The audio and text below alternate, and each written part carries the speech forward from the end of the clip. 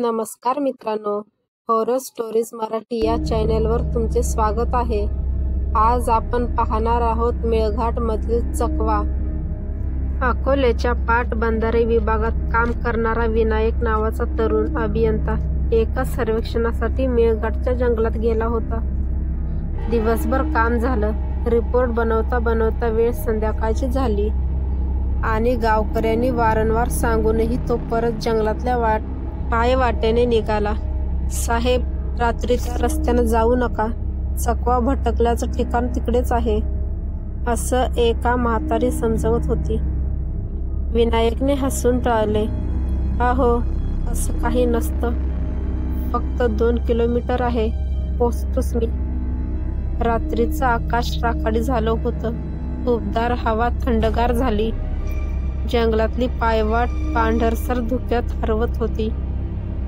अर्धा तास चालल्यानंतर विनायकला जाणवलं, तो ज्या दिशेने चालायचा होता त्याच्या अगदी उलट दिशेने चालत आहे. तो थांबला, मोबाईल काढला. नेटवर्क नाही. पुढे रस्त्यावर एक माणूस दिसला. पांढरा कुर्ता, डोक्यावर पगडी, वाट चुकल्यासारखा फिरत होता. विनायक जवळ गेला. काका, अकोटचा रस्ता कोणता? त्या माणसाने वळून पाहिलं, पण त्याचा चेहरा संपूर्ण काळसर, नजरेत पोकळी, पोट फाटलेले.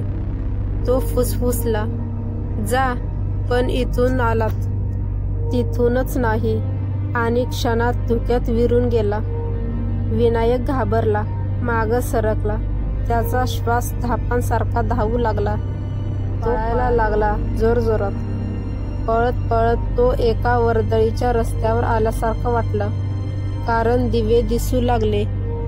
पण जवळ गेल्यावर कळलं, ते दिवे नाहीत. दूर अंतरावर झाडांवर लटकणाऱ्या लाल टेनांसारखी भुतावळ, जणू काही कुणी अदृश्य हाताने हलवत होती. त्यातलाच एकात एक आकृती उभी दिसली. ती एक स्त्री होती. केस अर्धे हवेत, अर्धे जमिनीवर ओढलेले, पाठ पाकडी, जणू हाड मोडलेलं. ती हळूच म्हणाली, येतोयस का? वाट पाहते. विनायक मागे सरकला, पण पाय कुठल्या तरी मुळाला अडकून तो जमिनीवर कोसळला. गुडघा फाटला. वेदना तीव्र होत्या. तो रांग फुटला. हाताने वाट शोधायचा प्रयत्न करू लागला, पण पायवाट परत तिथेच, जिथे तो त्या पांढऱ्या कुर्त्यावाल्यास भेटला होता. विनायक पूर्ण गोंधळून गेला. तो स्वतःशी पुटपुटला, नाही, हे काय चाललंय? का परत तिथे चालो? तेवढ्यात त्याच्या मागे आवाज आला, मी सांगितलं होतं, येऊ नको, आता उशीर झालाय. विनायक वळून पाहतो, तो एक वृद्ध, जंगलातले लट्टा गोळा करणारे असावेत. दिसायला सामान्य, पण चेहऱ्यावर एक विचित्र चिंताग्रस्त भाव. वृद्ध म्हणाले, तू चकव्यात अडकलास. हा जंगलाचा खेळ नाही. कुणीतरी तुला बोलावतंय. तुला त्याची सावली लागले. कुणी? का? विनायक थरथरला. वृद्धाने शांत आवाजात सांगितले, जंगलात पायवाटेवरून चालताना रात्री एखाद्या आत्म्याला आपल्या मनातील भीतीची वासना मिळाली की तो तुला भलतीकडे वळवतो. रस्ता कितीही सरळ असला तरी तू वर्तुळातच फिरत राहतोस. विनायकचे डोळे मोठे झाले. पण यावर उपाय? मला बाहेर जायचंय. वृद्धाने उत्तर दिलं, उपाय आहे, पण भीतीपेक्षा मोठा धीर लागतो, आणि तू त्याला तोंड देऊ शकशील का? विनायक आणि तो वृद्ध दोघे मिळून जंगलात खोल जात होते. जमिनीवर चिखल, झाडांवर वेली, आणि कुठेतरी दूर लांडग्यांचा डरकाळी. तेवढ्यात अचानक वारा थांबला.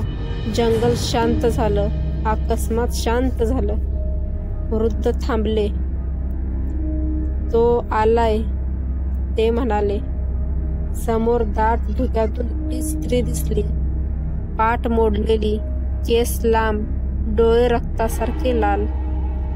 ती जोरात किंचाळली, हा माझा आहे, माझ्या वाटेने चालला, आता सोडत नाही. विनायक घाबरून वृद्धामागे लपला. वृद्ध ओरडले, तुला मुक्त होण्यासाठी तिला ओळख द्यावी लागेल. तू तिच्यापासून पळलास तर ती तुला कायम इथेच फिरवत ठेवेल. विनायक थरथरत पुढे गेला. तू तू कोण आहेस? त्याने विचारलं. स्त्रीचा चेहरा रागाने चिघळला. तू मला चालत्या रस्त्यावर पाहिलंस, पण मला मदत केली नाहीस. विनायकला आठवलं, काही वर्षापूर्वी त्याने बाईकवरून जाताना एक जखमी बाई रस्त्यावर बसलेली पाहिली होती. तो घाईत होता, थांबला नाही, तिला मदत न करता पुढे गेला होता. तीच त्या रात्री मेली होती. तिच्या डोळ्यातून धूर निघू लागला. ती वेगाने पुढे सरकू लागली. झाडांच्या फांद्या स्वतः हलू लागल्या, जणू त्या स्त्रीला साथ देत होत्या. विनायक थरथरत म्हणाला, मला माफ कर, मी तुला मदत केली नाही, मला क्षमा कर. ती जोरात किंचाळली, उशीर झालाय. आणि तिचे दोन्ही हात पुढे येत विनायकच्या गळ्याकडे सरकले. वृद्ध मोठ्याने मंत्र म्हणत होते. त्यांनी एक पांढरा पावडरचा गोळा हवेत फेकला. क्षणात प्रकाशाचा वलय तयार झाले. स्त्री त्या वलयाला धडकली आणि ती जोराने मागे जाऊन कोसळली. धुकं छाटलं. विनायक भानावर आला. वृद्धाने विनायकचा हात धरला. चला, आता वेळ कमी आहे, ते म्हणाले. ते दोघे पळाले.